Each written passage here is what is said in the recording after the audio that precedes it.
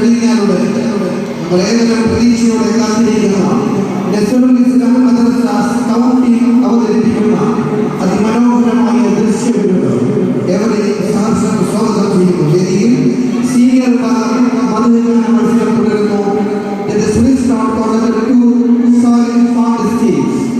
അടുത്ത വിദ്യാർത്ഥി ഹാഷിം തയ്യാറായിരിക്കണമെന്ന് അറിയിക്കുന്നു.